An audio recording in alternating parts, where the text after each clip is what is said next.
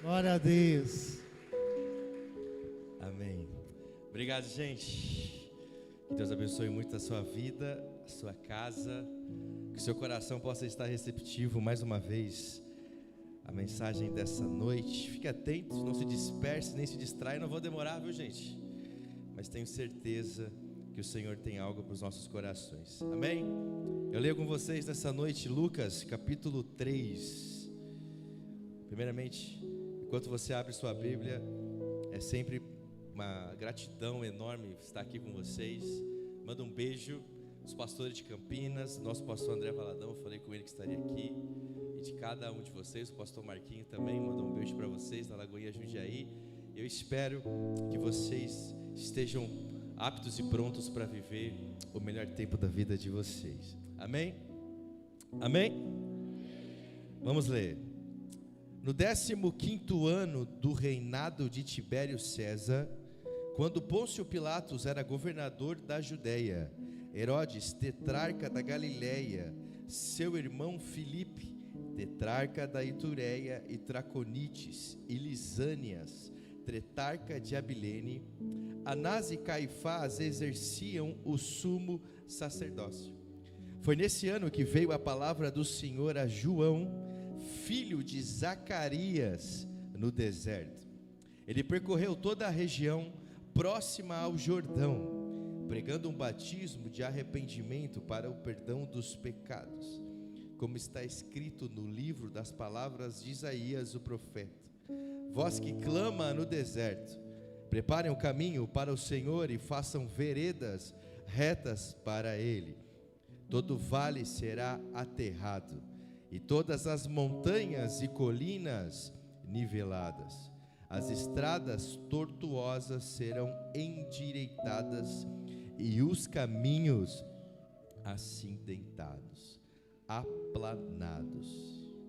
E toda a humanidade verá a salvação de Deus.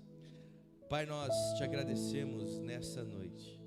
Fale aos nossos corações, apesar de mim, mas que o Teu Espírito Santo venha com revelação e a manifestação plena da Tua vontade, em nome de Jesus. Amém. Amém? Quero falar com vocês hoje sobre uma igreja com a cidade. Quero falar com vocês sobre a igreja. Quem ama a igreja de Jesus aqui?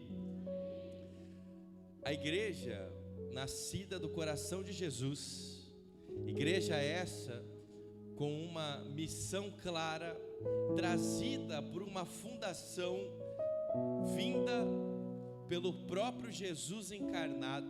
Num dia que Jesus pega os discípulos, ele sai de Betsaida, vai para uma rota incomum, ele anda 50 quilômetros a pé.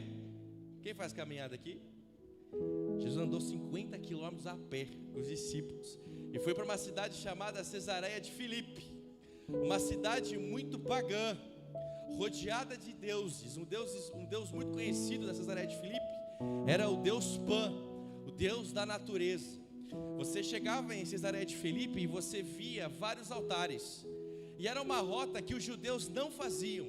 Os judeus gostavam de ficar na região de Jerusalém, na sua zona territorial, na sua saúde religiosa ali. Jesus sai da rota comum, leva os judeus, os apóstolos judeus, para uma realidade que transcende o espectro cultural deles, e começa a mostrar toda a vasta distância do coração do homem para com Deus.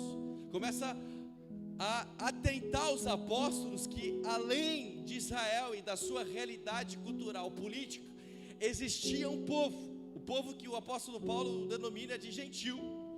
E Jesus leva então os apóstolos. Os apóstolos provavelmente, quando chegaram lá, falaram assim: o que ele está fazendo, irmão? Não é possível. O que fez a gente andar 50 quilômetros até aqui para enxergar o quê? Aí Jesus, naquela realidade cultural, faz uma pergunta. Fala assim: ô bonde, escute, quem diz os homens que é o Filho do Homem? Quem diz os homens que eu sou?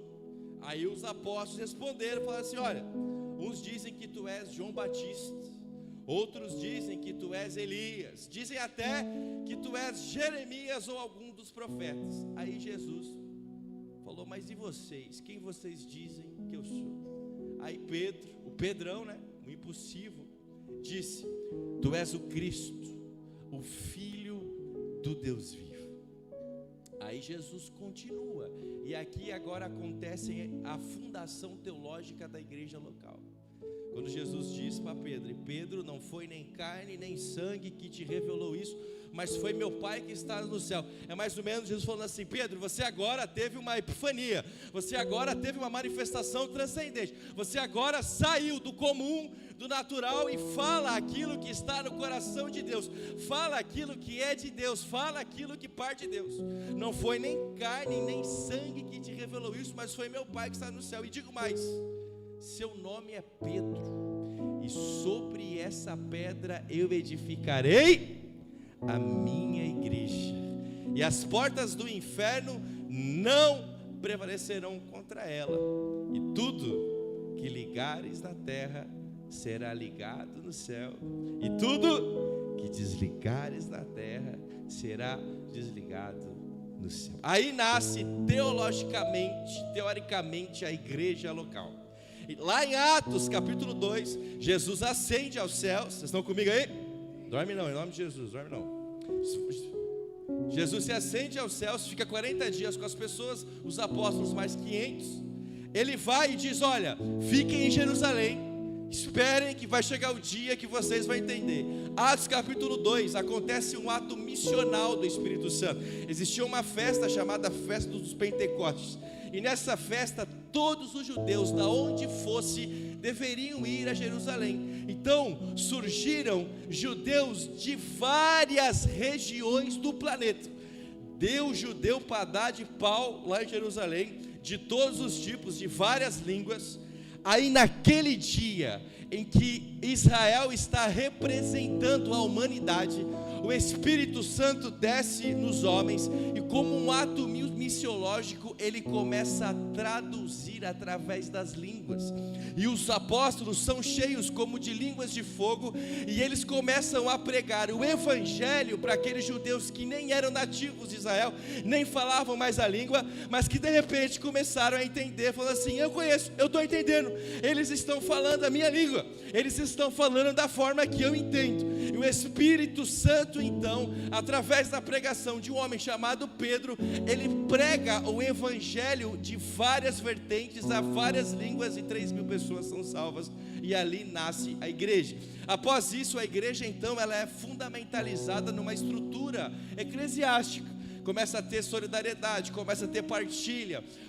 As pessoas se encontravam todos os dias para partir o pão, e a Bíblia diz que o Senhor lhe acrescentava dia após dia novas pessoas.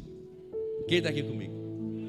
É interessante, eu sempre fiquei perguntando por que a Bíblia quis falar da estrutura política e funcional de Israel e da sua governança, como também de Roma e da sua governança. Porque a igreja, ela nasce numa espontaneidade não política. Ninguém tinha uma espada, não existia um movimento bélico de implementação de uma realidade filosófica. Homens não devastaram territórios, não tomaram terras, eles não tinham uma espada, não tinha um tetrarca, não tinha um Pilatos, não tinha um César, não tinha absolutamente ninguém de relevância que pudesse trazer um pouco de notoriedade para a instituição da igreja. Não tinha nome forte, não tinha função forte, não tinha estrutura forte, não tinha absolutamente nada. Eram pessoas absolutamente comuns, vulneráveis, pescadores que todo final de semana jogavam redes ao mar, não tinham estrutura de sabedoria, não eram educados aos pés de nenhum filósofo judeu, não eram naturalizados como educadores, não eram mestres, não eram epicureus, não eram fariseus, eram homens absolutamente comuns, que não tinham uma função política, uma função armamentista, uma função bélica. E disso Deus faz nascer o maior movimento da terra. Deus mostra aqui que mesmo com toda a estrutura, existia um sumo sacerdote, Anás e Caifás, que estavam com o coração distante de Deus. Deus não chamou Pôncio Pilatos, Deus não chamou os tetrarcas, Deus não chamou Anás e Caifás, Deus chamou um João, que gostava de comer gafanhoto no deserto, um homem simples. E lá no deserto Deus implementa a igreja. Sabe por quê? A igreja é feita de pessoas, não de papéis. Deus não usa pessoas, Deus usa pessoas, Deus não usa papéis, Deus não usa funções. E a primeira estrutura da igreja é que a igreja é um convite para a manifestação da graça de Deus para todo aquele que nele crê no seu nome. Deus não tem nenhuma expectativa funcional da tua parte, teológica da tua parte, financeira da tua parte. Deus não tem nada. A expectativa de Deus em relação ao homem é que ele era depravadamente caído, totalmente distante de Deus, mas Deus, por amor, te escolheu. E a igreja nasce nessa estrutura. Quem está aqui comigo?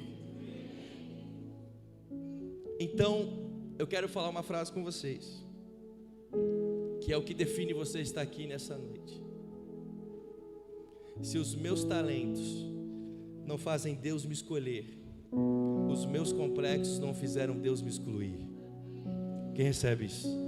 Se os nossos talentos não foram motivo de Deus te escolher, se nós não tínhamos nada para oferecer para o Senhor, nenhuma glória que nós pudéssemos dar a Ele, Deus já não tem. Nenhum louvor que você possa oferecer para Ele, Deus já não tenha. Deus é suficiente em glória, em poder e majestade. Mas a boa notícia também é que nenhum trauma, nenhum acidente, nenhuma distância, nenhuma falta, nenhuma tristeza, nenhum complexo, nenhuma situação trágica da sua vida pode fazer Deus te excluir. Porque se os nossos talentos não foram motivo para Deus te escolher, os seus complexos não fazem Deus te esquecer, te excluir, te deixar, te abandonar. Deus é o Deus que escolhe pessoas de coração simples, de coração puro, pessoas que simplesmente precisam de uma coisa: reconhecer a voz do Mestre, reconhecer a voz daquele que é Senhor sobre a sua igreja, reconhecer aquele que é Deus sobre a sua história e Deus sobre a tua vida. Deus não tem expectativa se você vai dar certo, Ele sempre soube que você não prestava, mas a boa notícia: Deus enviou seu Filho unigênito para que todo aquele que nele crê não pereça, mas tenha vida eterna. A nossa expectativa não é por aquilo que nós fazemos. A revelação, a vontade de Deus não está baseada por aquilo que a gente faz para Ele, mas é por aquilo que Deus fez por nós. Diga assim: o Filho é o mais importante. Diga: o Filho é o mais importante. Nada se compara ao senhorio imperturbável de Jesus, inquestionável, inviolável. Jesus Cristo não é confrontado por nenhuma ditadura, por nenhum governo, por nenhum imperador, nenhuma zona política funcional, nenhum cargo, nenhum presidente. Ninguém pode questionar aquele que está sentado à direita de Deus. Por isso, quando a palavra de Deus diz sobre nós, ela se revela. Por isso que igreja não é feita para gente que tem algo para dar. Igreja é feita de gente que sabe que não tem nada para oferecer para o Senhor, mas que se coloca disponível com a sua vulnerabilidade em ser o que Deus quer que eu seja.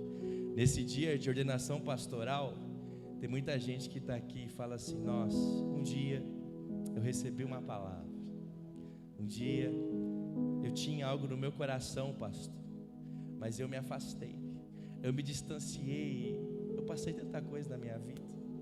Tenho até vergonha de falar sobre pastorado com Deus, porque nem sei se filho eu sou, eu nem sei se Deus vai me aceitar como filho. Será que se eu voltar para a casa do meu pai, Ele me recebe como filho? Eu que tenho comido das alfarrobas dos porcos, será que se eu voltar para casa, filho, o Pai está de braços abertos para te receber, de braços abertos para te ter.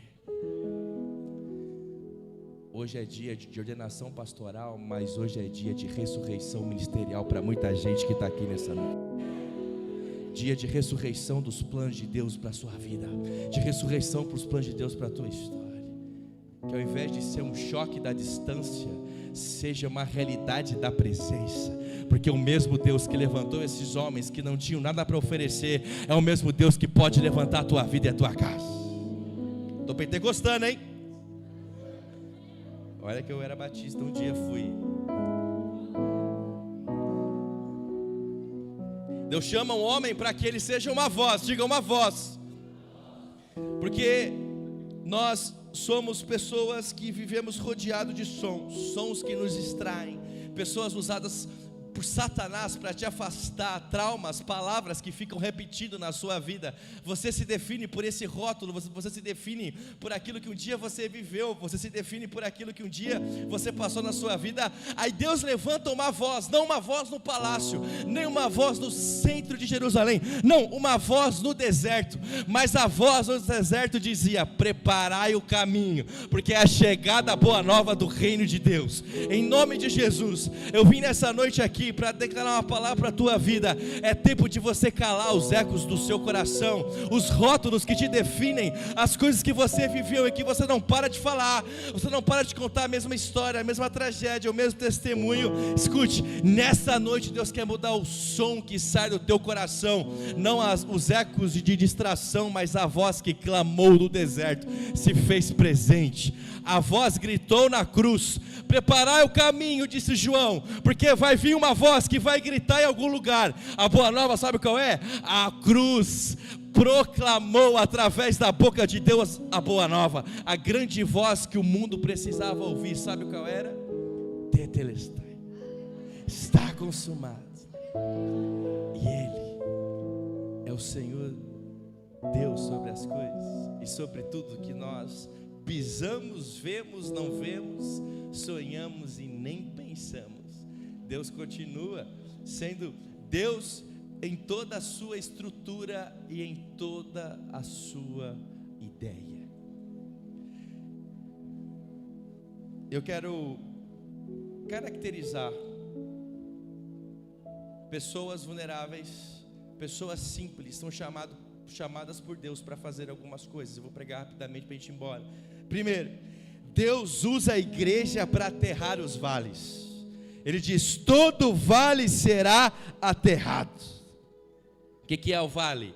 Vale é um abismo, vale é uma depressão, vale é um buraco profundo. Há muita gente que está nesse lugar, nesse abismo, nesse buraco, nessa lacuna. Quantos abismos na sua vida, quantos vales na sua história, quantos vales na sua trajetória. A Bíblia diz que a igreja vem para aterrar os vales, que através de Cristo e da sua anunciação, a igreja vem para aterrar as distâncias, a escuridão, a profundeza, porque o nome do Senhor Jesus é poderoso para chegar no mais profundo abismo. Você está aqui falando assim: eu não sei porque eu vim na igreja, Deus não pode alcançar o que eu estou vivendo, Deus não pode talvez resolver a minha história. Pode, irmão, porque Cristo Jesus é poderoso para ir no mais profundo abismo, no vale mais difícil, até mesmo no vale da sombra da morte. Ele estará conosco, Ele se faz presente em nossa vida. Todos nós, inclusive eu, tivemos um vale na vida. Talvez você está num vale, ou você tem passado por vales. A igreja, ela não vem só para testificar, ela vem para mostrar que você realmente está. A primeira consciência do evangelho é uma consciência de arrependimento, de percepção de estado. Mas a nossa percepção de estado não é o nosso final.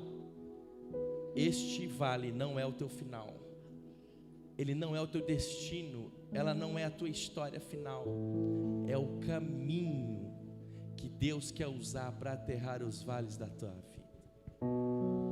Ano passado, só na Lagoinha Campinas, foram mais de 2.300 novos começos. Sabe o que isso significa? mais de 2.300 vales talvez, que o Senhor veio com a graça dele para aterrar. A grande questão é que nós não devemos aterrar os vales. Sabe quantos novos começos na Lagoinha Hortolândia? Cada vez que eu venho aqui, essa igreja está maior. Por quê? Porque onde a presença de Jesus está, Ele se faz presente. Igreja não é uma estrutura templária simplesmente. Igreja não é só um ajuntamento simplesmente. A gente define muitas vezes igreja como um ajuntamento, uma estrutura de várias pessoas. Não, a igreja não se resume exclusivamente a isso. Lá no Morumbi, várias vezes, um ajuntamento de campeões mundiais vão lá assistir o São Paulo. E no outro lugar, um time aí que não tem mundial também se reúne. É um ajuntamento de pessoas, não é? Mas Deus não se manifesta como igreja.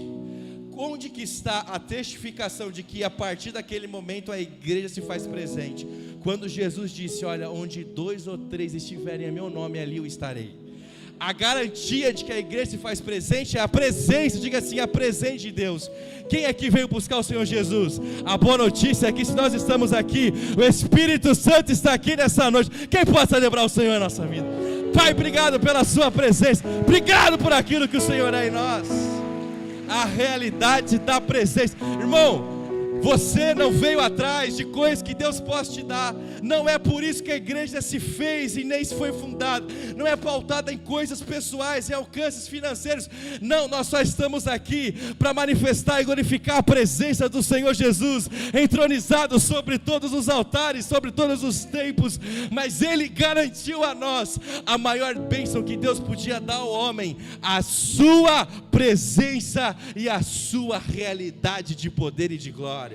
Jesus está aqui nessa noite, custe o que custar. O diabo pode ter feito o que fez. Se Jesus falou, eu vou lá, Ele vem, ponto final.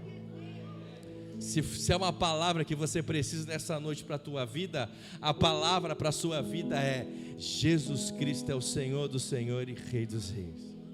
Eu estou com o ranço aí do Paulo Marçal, irmão. Esse negócio de tudo é código, quem conhece aí? Código, não, pega o código, eu tenho um código para vocês, eu tenho o código, a chave da saída para a tua vida, pega esse código aqui, irmão, nem o código humano se compara com o código da Bíblia que diz: Jesus Cristo ressuscitou ao 3º dia e reina para todos sempre. Quem tem Cristo não precisa de Paulo Marçal, irmão. Para de seguir esse cara, é muito chato, com ranço. Mente, nossa, né? Deus usa a igreja para nivelar os montes. Montes falam de soberba, estruturas hierárquicas, sistemas religiosos, onde a soberba Deus não se manifesta. Onde há o orgulho, Deus não se faz presente. Montanhas que impedem a passagem do Senhor. Só existe um tipo de gente que não pode ir na igreja. A igreja é aberta a todos, ok? Ela não é aberta a tudo, viu, gente? Tem coisa que não pode. Quem está sabendo disso aí? É bom avisar o povo aí, né? Por exemplo, pode fazer sexo antes do casamento? Pode ou não? Só para dar uma lembrada aí, povo aí. Tem gente que esquece disso. Não pode negociar antes do casamento, né, irmão? Pastor de jovem sofre com o jovem, né? Porque jovem quer fazer os negócios. Pastor de casado sofre porque casado não quer fazer nada, né, irmão? Depois de casado pode fazer os negócios, diz o Senhor. Faz, filho, vai. Seja usado por Deus. Mas antes não pode. Tem coisas que não pode. A igreja não é aberta a tudo, mas ela é aberta a todos. Mas tem um tipo de gente que não pode na igreja. Sabe quem é? Aqueles que se acham bons demais para ela. Aqueles que se acham bons demais para a igreja não estão prontos para ser igreja. Porque o primeiro sinal de ser igreja é um reconhecimento de estado.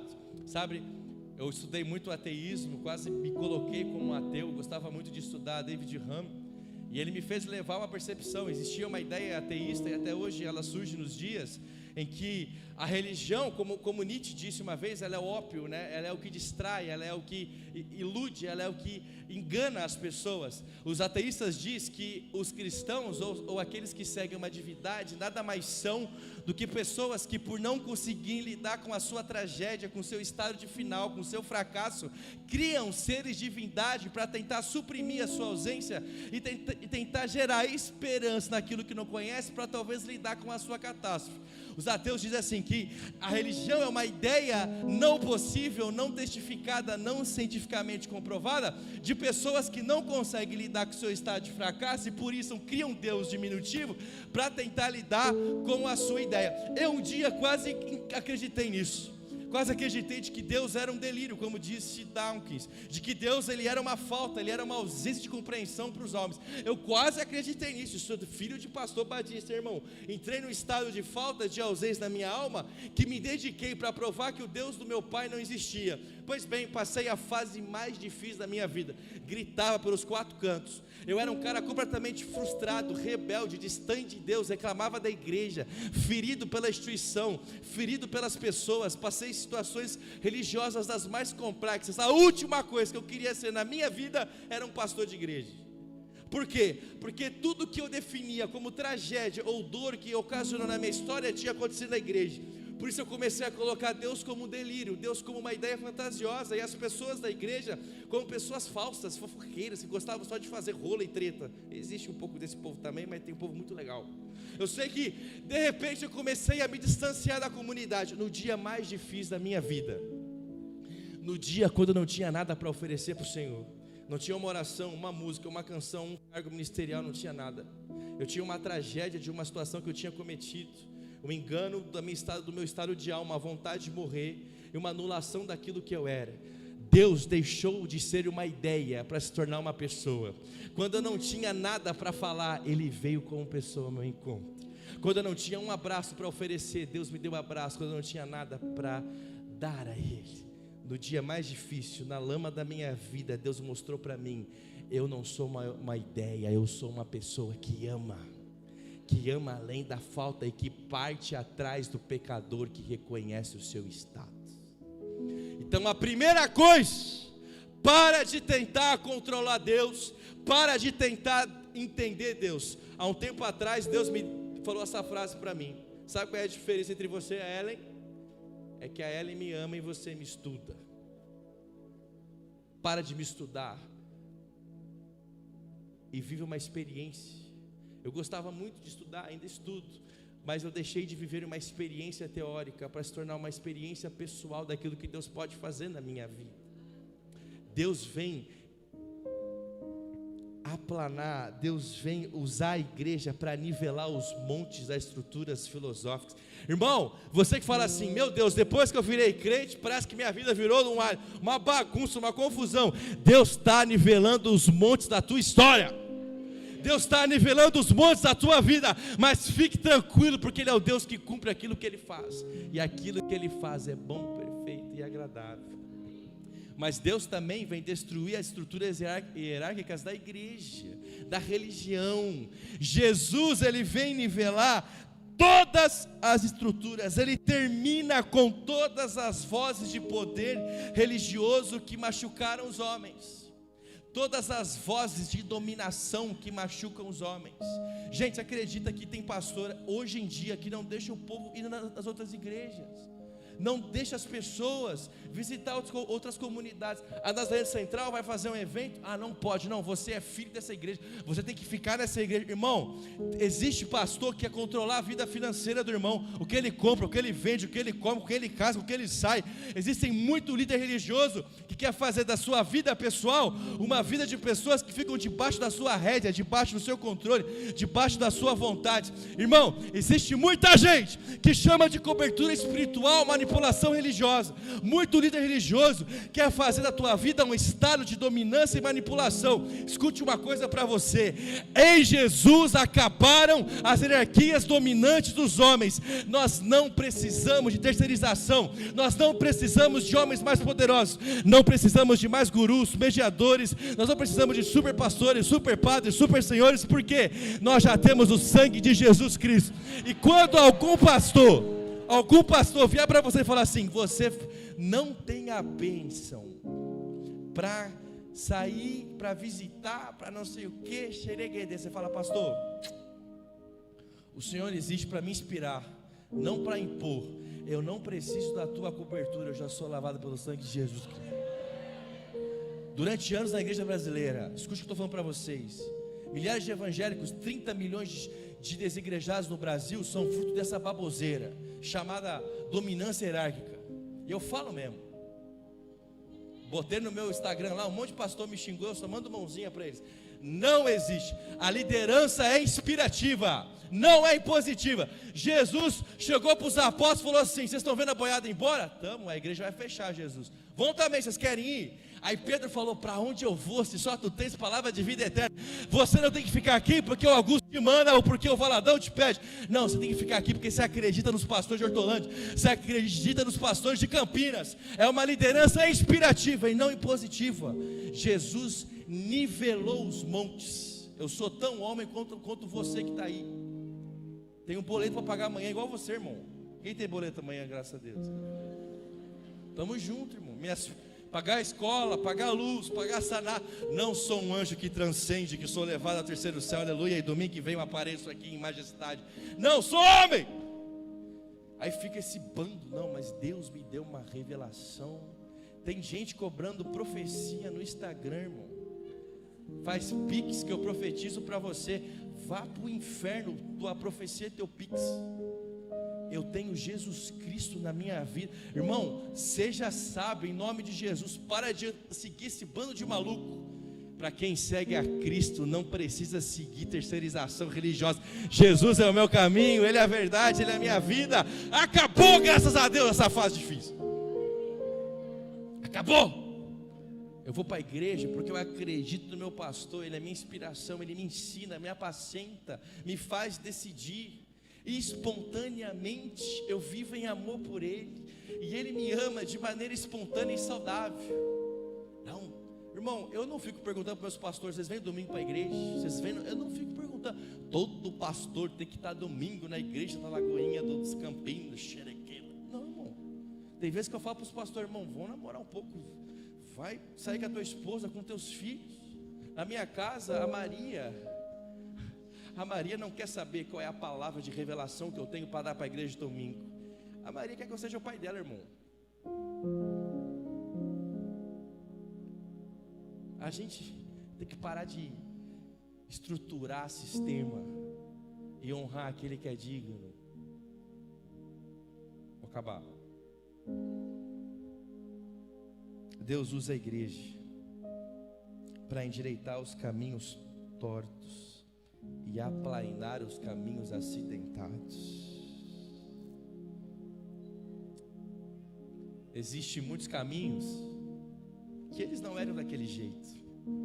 Quando você começou a andar, você não imaginava que a sua estrada seria essa. Você não imaginava que o seu caminho seria esse. Por isso que a Bíblia chama Jesus como esse que vem aplainar os caminhos acidentados. Os acidentes. Esse caminho não era assim, mas se acidentou, tem um buraco aqui. Ele não era assim. Antes ele não era assim. No Éden não éramos assim. Mas nós nos acidentamos. Os caminhos escabrosos chegaram em nossa vida. A nossa consciência latejante, a nossa culpa, a nossa realidade angustiante. O caminho acidentado daquele que olha para si e não consegue contemplar a esperança de uma vida que tem, porque o que tem é simplesmente uma vida cinzenta que se aparenta. Quantas almas acidentadas nós não temos aqui, talvez. Quantas coisas fora do lugar. Quantas pessoas aqui com situações fora do lugar. Quantos caminhos fora do lugar. É um casamento, é um divórcio aparente, é uma vida financeira completamente trágica, é um ministério que eu não entendo para onde que eu vou. Quantas coisas fora do lugar você não está vivendo na sua vida. Quantas coisas você não está falando assim: eu não estou conseguindo entender por que eu estou passando por isso, pastor. Essa bola de pelo que não sai da alma, essa manhã que parece que acorda tão cinza como a manhã anterior, esse caminho nebuloso, esse caminho esfumaçado, aonde eu não consigo encontrar uma palavra de esperança. O que Deus mais conhece na minha noite são as minhas lágrimas, aquilo que eu sinto falta, do que a certeza da palavra que Deus me dá. Eu posso viver todos os manejos da fé, todas as coreografias religiosas, sem cantar, sem levantar a mão, sem falar as coisas de igreja, mas a minha alma está acidentada, a minha alma está distante, ela está completamente escabrosa, ela está completamente nebulosa, completamente vazia de estado. Eu estou aqui numa aparente coreografia religiosa que eu faço de domingo a domingo, mas de verdade, quando o Senhor Deus olha para o meu coração, olha para a minha alma, para a minha vida, para a minha integridade, o que Ele encontra são acidentes na minha mente, acidentes na minha memória. Não há vida, não há esperança, não há luz, o que há é uma falta. Você que está aqui e se depara com essa realidade, quantas coisas fora do lugar, quantas coisas distantes, quantas coisas que eu sonhei, parece tão longe, parece tão além. Deus, nessa noite Ele fala: eu sou o Deus que vem aplanar os caminhos acidentados desse povo. A igreja, ela vem esperançar os homens, não pelas coisas que a igreja oferece dentro da igreja, mas é pela palavra que vem através de Cristo Jesus, que tem poder de sarar as nossas feridas. Sabe, se as suas feridas, elas machucam a tua alma, elas ferem o teu ser, as feridas de Jesus têm poder para te curar. É por isso que Ele deixou as feridas dele, é por isso que Jesus chegou para Tomé e falou assim: Tomé, é isso que você precisa, é de uma ferida para parar com a tua falta de fé, é de uma dor que eu sofri por você, de um amor incondicional que eu fiz por você, para você parar de achar que você não é importante. Então está aqui, Tomé, encosta na minha ferida, porque essa ferida que te toma não te cura, ela te mata, mas a minha ferida sara a dor de todos os homens. As marcas de Jesus têm poder de ir à escuridão humana, de trazer o homem para a esperança da sua vida. O filho é mais importante que o medo,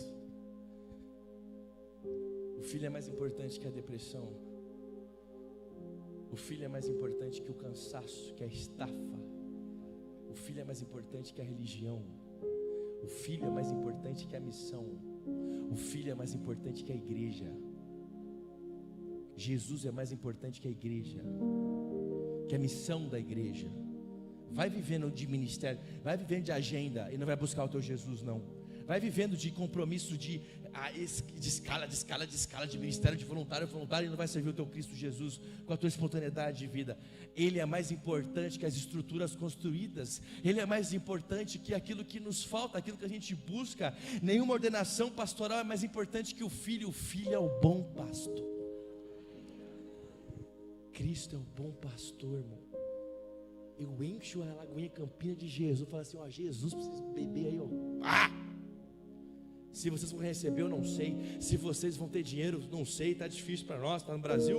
Se vocês vão conseguir alguma coisa, eu não sei. Mas uma coisa eu sei: Jesus Cristo é a vitória garantida para todo aquele que crê no seu nome, e a promessa revelada para todo aquele que confia na sua história. Os caminhos podem ser difíceis, até mesmo acidentados, mas Jesus tem poder de aplanar a nossa história. Ele tem poder de nivelar os montes, de aterrar os vales. Que nessa noite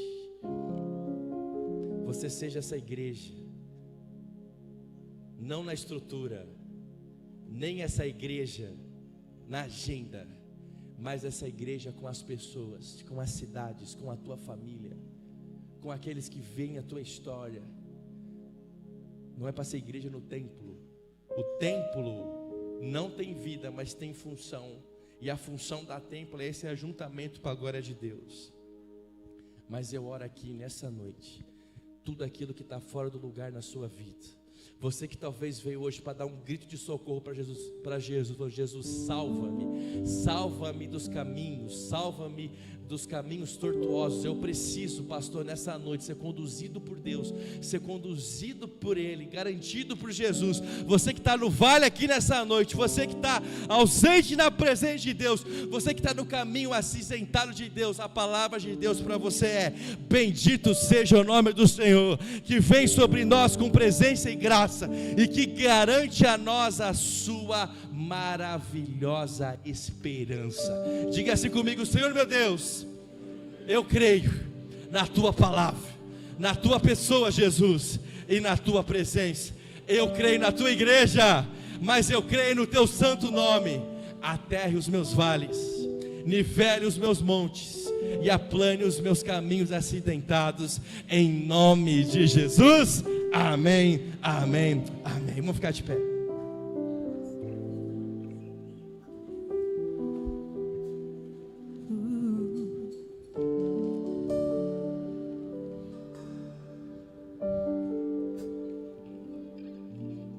Feche todos os olhos, vocês que estão aqui, todos os seus olhos, fechem todos os olhos. Fechem todos vocês, não se distraem agora, não conversem, por gentileza. Agora é você o Senhor, com temor e tremor nesse momento. É o Senhor e vocês. Feche todos os seus olhos. Você que está aqui fala assim: pastor, eu estou aqui. Essa palavra nessa noite foi para mim. Eu sou essa pessoa, pastor, que eu preciso de condução, eu preciso de direção para a minha vida. Você que está aqui nessa noite fala assim: pastor, eu estou atrás de um caminho diretivo para a história. Eu estou aqui, pastor, nessa noite para ser dirigido por aquilo que o Senhor pode fazer. Você que está aqui fala assim: pastor, essa palavra foi para mim. Quantos acidentes na minha alma, quantas distâncias no meu ser. Você que está aqui fala assim: eu quero viver um novo para a minha vida, pastor. Não quero mais ficar refém daquilo que um dia vivi. Não quero mais ser fruto de um acidente que um dia eu passei. Você que está aqui fala assim: pastor, eu quero ser guiado por Deus, conduzido por Ele, como eu nunca fui. Você que fala assim: pastor, eu sou essa pessoa, eu sou essa história. Você que está aqui fala assim: pastor, eu recebo essa palavra. Eu recebo essa palavra. Nessa noite eu entrego todo o meu futuro, toda a minha vida na mão de Deus, dizendo assim: Senhor, a partir de hoje eu quero viver a tua vontade e a tua maravilhosa presença. Se você fala assim: pastor, eu sou essa pessoa, eu gostaria de orar por você nessa noite. Feche seus olhos todos.